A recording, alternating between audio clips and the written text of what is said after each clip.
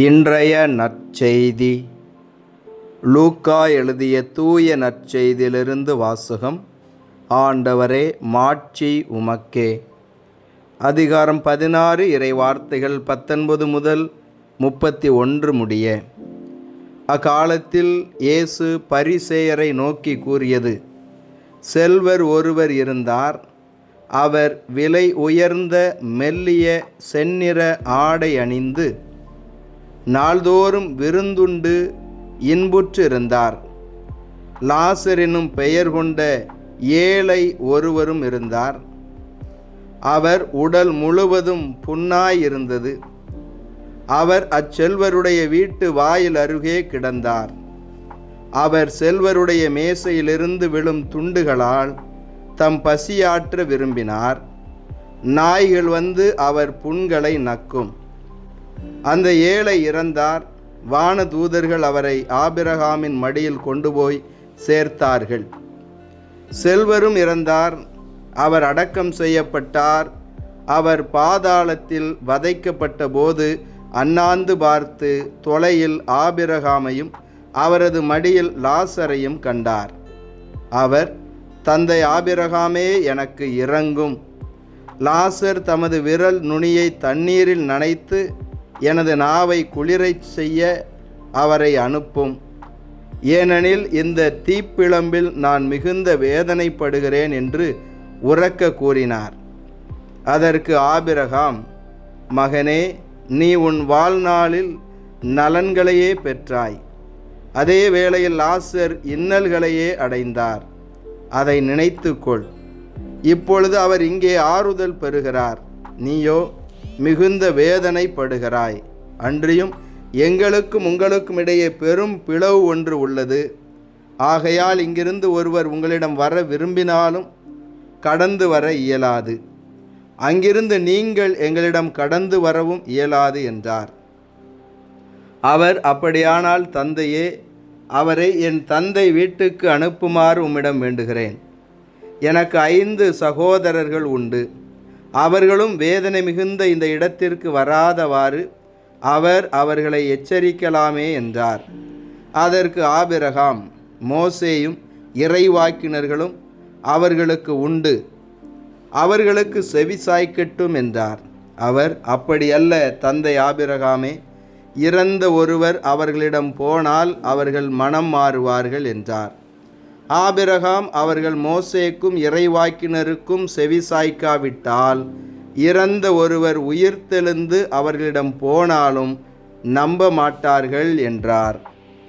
ஆண்டவரின் அருள்வாக்கு. கிறிஸ்துவே, உமக்கு புகழ். என் ஆண்டவர் இயேசுவில் அன்பார்ந்த இறைமகன் கேத்தலிக் டிவி நேயர்களே, உங்கள் அனைவரையும் உயிர்த்த நம் ஆண்டவர் இயேசு கிறிஸ்துவின் பெயரில் அன்போடு வாழ்த்துகிறேன். உங்கள் அனைவருக்காகவும் நான் திருப்பலி ஒப்பு கொடுத்து சிறப்பாக ஜெபம் செய்கிறேன். தவக்காலத்தின் இந்த நாளிலே நம் ஆண்டவர் இயேசு கிறிஸ்து நாம் ஒவ்வொருவருமே நன்மை செய்ய வேண்டும் என்ற அழைப்பை கொடுக்கின்றார். தவறு செய்வது, பாவம் செய்வது மட்டுமே கடவுளுக்கு பிடிக்காத ஒன்று. எனவே என்னுடைய வாழ்க்கையில் நான் தவறு செய்ய மாட்டேன், தீங்கு செய்ய மாட்டேன் என்று நாம் முடிவெடுத்திருப்போம். இன்றைய நற்செய்தி வாசகம் நமக்கு ஒரு அழைப்பு கொடுக்கிறது. தீமை செய்யாமல் இருப்பதோடு மட்டும் நின்று விடாமல் நல்லதும் நாம் செய்ய அழைக்கப்படுகின்றோம். நல்லது செய்வதற்கான வாய்ப்புகள் ஒவ்வொரு நாளும் நமக்கு கிடைக்கின்றன. நாம் அதை தவற விடுகின்ற பொழுதெல்லாம் நாம் பாவம் செய்வதாக கருதப்படுகிறோம். இன்று நம் ஆண்டவர் இயேசு சொன்ன இந்த ஓமையிலே ஏழை லாசரும் செல்வந்தரும், செல்வந்தர் ஏழை லாசருக்கு எதிராக எந்த தவறும் செய்யவில்லை. இந்த லாசரை துன்புறுத்தவில்லை, தீர்ப்பிடவில்லை, விரட்டி அடிக்கவில்லை, ஏளனம் செய்யவில்லை. ஆனால் ஒன்றை மட்டும் செய்ய தவறிவிட்டார். அவருக்கு உதவி செய்ய தவறிவிட்டார். இவர் செல்வராக இருக்கின்றார், அவர் ஏழையாக இருக்கின்றார். அதுவும் நோய்களோடு புண்களோடு வேதனையோடு இருக்கக்கூடிய லாசருக்கு இந்த செல்வந்தர் உதவி செய்திருக்க வேண்டும், ஆனால் செய்ய தவறிவிட்டார். இந்த நன்மையை செய்வதற்கான வாய்ப்பு கிடைத்து செய்யாமல் இருந்த குற்றத்திற்காக அவர் நரக தண்டனையை அனுபவிக்கிறார். என் அன்பு சகோதர சகோதரிகளே, பெரும் பாவம் செய்தவர்கள் நரகத்தில் தள்ளப்படுவார்கள். குறைந்த பாவம் செய்தவர்கள் உத்தரிக்க நிலையிலே இருப்பார்கள். கடவுளுக்கு உகந்த வாழ்க்கை வாழ்ந்தவர்கள் பரலோகத்தில் இருப்பார்கள், விண்ணகத்தில் இருப்பார்கள், கடவுளை முகமுகமாக தரிசிப்பார்கள் என்றெல்லாம் நாம் விசுவசிக்கின்றோம். ஒரு மனிதன் நன்மை செய்ய தவறிய காரணத்திற்காகவே நரக தண்டனை பெறுகிறான் என்று சொன்னால், நாம் ஒரு நாளில் எத்தனை நன்மைகளை செய்ய தவறுகிறோம், எத்தனை தீமைகளை செய்கின்றோம். மோயிசன் கொடுத்த அந்த 10 கட்டளைகளுக்கு எதிராக தவறு செய்கிறோம். நம்மையே நாம் ஆய்வு செய்து பார்ப்போம். நம்மையே நாம் இந்த தவ காலத்திலே சரி செய்து கொள்ளுவோம். என் அன்பு சகோதர சகோதரிகளே,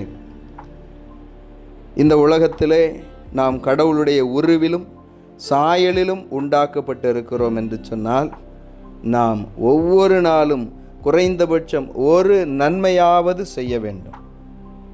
தீமை செய்யாமல் இருக்க வேண்டும். அதே போல ஒரு நன்மையாவது நாம் செய்ய வேண்டும். நாம் ஒவ்வொரு நன்மை செய்கிற பொழுதும் உதவி செய்கிற பொழுதும் விண்ணகத்தை நோக்கி ஒருபடி நாம் எடுத்து வைக்கிறோம். ஆம் அன்பு சகோதர சகோதரிகளே, கடவுள் நம்முடைய அன்றாட நிகழ்வுகளை எல்லாம் பார்த்து கொண்டிருக்கிறார். நிச்சயமாக நாம் நன்மை செய்கிற பொழுது அதற்கான அருளை ஆசீர்வாதத்தை நம் ஒவ்வொருவருக்கும் கொடுப்பார். இதோ இவ்வுலக வாழ்க்கையிலே புண்களோடு வேதனையோடு இருந்த லாசர் ஆபிரகாமின் மடியில் இருக்கிறார். எனவே என் அன்பு சகோதர சகோதரிகளே, நீங்கள் புண்களோடு வேதனையோடு நோய்களோடு இருக்கலாம். உங்களுடைய துன்ப துயரங்களில் நீங்கள் வீழ்ந்து சோர்ந்து போயிருக்கலாம்.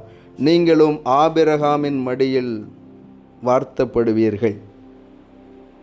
இவ்வுலகத்தில் துன்புறக்கூடியவர்களையெல்லாம் ஆண்டவர் விண்ணுலகத்திலே மகிழ்ச்சியாக வைக்கின்றார் என்பதை இன்றைய நற்செய்தி வாசகத்திலே நாம் பார்க்கின்றோம்.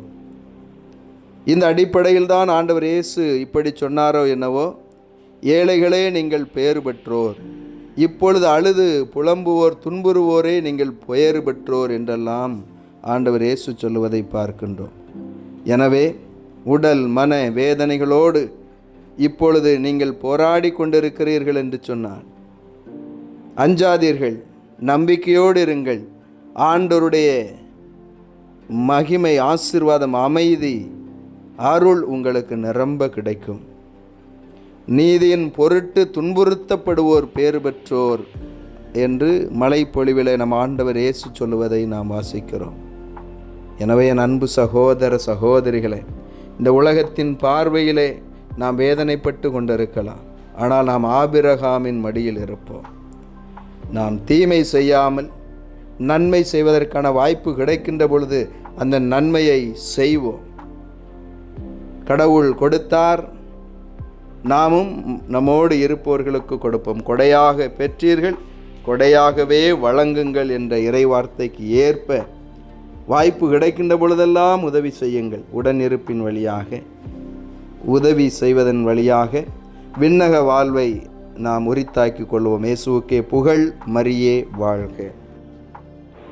மன்றாடுவோமாக. இரக்கம் நிறைந்த ஆண்டவரே, உம்மை போற்றி புகழ்ந்து உம்மை ஆராதிக்கிறோம், உமக்கு நன்றி செலுத்துகிறோம். இந்த புதிய நாளை தந்ததற்காக நன்றி ஆண்டவரே. இன்றும் நீரே எங்களுக்கு உதவி செய்ய விரைந்து வாரும், எங்களோடு தங்கும், எங்களை ஆசீர்வதி. இன்று தங்களுடைய திருமண நாளை, பிறந்த நாளை கொண்டாடக்கூடிய பிள்ளைகளை இன்னுமாக எங்களிடத்திலே ஜெப உதவி கேட்டிருப்போம், உடைய கரத்திலே ஒப்பு கொடுக்கிறேன். ஆண்டவரே, நீர் ஆசீர்வதிப்பீராக. இதோ இந்த நாளில் இறை வார்த்தையில் கேட்டது போல நன்மை செய்ய வாய்ப்புகள் கிடைக்கின்ற பொழுதெல்லாம் நன்மை செய்ய எங்களை ஆசீர்வதி. ஆண்டவரே, இதோ இந்த தவ காலத்திலே நாங்கள் எங்களையே சரி செய்து கொள்ள உம்முடைய அருளினால் எங்களை நீர் நிரப்பும். நோயாளர்கள், உடல் மன வேதனையோடு இருக்கக்கூடிய ஒவ்வொருவரையும் ஒப்பு கொடுக்கிற நீர் தொட்டு குணப்படுத்துவீராக. இயேசுவே ஆண்டவரே, ஒவ்வொரு குடும்பத்திலும் உடைய அன்பும் அமைதி மகிழ்ச்சியும் நிலைத்திருக்கட்டும். குடிபோதை அடிமைத்தனங்களிலிருந்தும் கடன் பிரச்சனைகளிலிருந்தும் உடைய பிள்ளைகளுக்கு முழுமையான விடுதலையை தாரும். எங்கள் பயணங்களில் எங்களோடு கூட இருந்து நீரே எங்களை பாதுகாப்பீராக. நாங்கள் மனதில் நினைத்திருக்கிற எல்லா நன்மையான காரியங்களும் கைகூடும்படியாய் செய்தருளும். இயேசுவே ஆண்டவரே, ஏழை லாசரை போல நாங்கள் வேதனையோடு துன்பத்தோடு இருந்தாலும் உமக்கு உகந்தவர்களாக இருக்க எங்களை நீர் ஆசீர்வதிப்பீராக. இதோ இந்த நாளிலும் சுயநலம் விடுத்து இயேசுவே ஆண்டவரே, எங்கள் சகோதர சகோதரிகளுக்கு நல்மனதோடு உதவி செய்யக்கூடிய ஆசீர்வாதத்தை தருவீராக. எங்கள் மத்தியிலே வாழ்ந்து இறந்து போன ஒவ்வொருவரையும் ஒப்பு கொடுக்கிறோம். நீரே இந்த ஆன்மாக்களை உம்முடைய விண்ணக பேரின்ப வீட்டிலே சேர்த்து கொள்ளுவீராக. திருமணத்திற்காகவும் குழந்தை செல்வத்திற்காகவும் வேலை வாய்ப்பிற்காகவும் ஜபிக்கூடிய ஒவ்வொருவரையும் ஆசீர்வதியும். உலக நாடுகளிடையே அமைதி நிலவும்படியாய் ஆசீர்வதியும். அரசு பொது தேர்வை எழுதக்கூடிய பிள்ளைகள் நல்ல உடல் உள்ள சுகத்தோடு இருக்கவும், நல்ல மதிப்பெண் பெற்று தேர்ச்சி பெறவும் நீர் ஆசீர்வதிப்பீராக. இயேசுவே, உம்முடைய பிரசன்னம் முன்னும் பின்னும் இடமும் வளமுமாயிருந்து எங்களை வழிநடத்தட்டும். அன்று ஆபிரகாம், ஈசாக், யாக்கோபின் குடும்பங்களை ஆசீர்வதித்தது போல ஒவ்வொரு குடும்பத்தையும் ஆண்டவரே நீர் ஆசீர்வதியும். உம்முடைய பிரசன்னம் அன்று இஸ்ரேல் மக்களை பகலில் மேகத்தூணாகவும் இரவிலே நெருப்பு தூணாகவும் உடனிருந்து வழிநடத்தியது போல எங்கள் ஒவ்வொருவரையும் எப்பொழுதும் நீரே உடனிருந்து வழிநடத்தி ஆசீர்வதிக்க வேண்டும் என்று உம்மை மன்றாடுகிறோம். ஆமேன். இறைவனுடைய எல்லா புனிதர்களே எங்களுக்காக வேண்டிக் கொள்ளுங்கள். அனைத்து காவல் தூதர்களே எங்களுக்காக வேண்டிக் கொள்ளுங்கள். எல்லாம் வல்ல இறைவன், தந்தை, மகன், தூய ஆவியானவர் உங்கள் ஒவ்வொருவரையும் ஆசீர்வதிப்பாராக. ஆமேன்.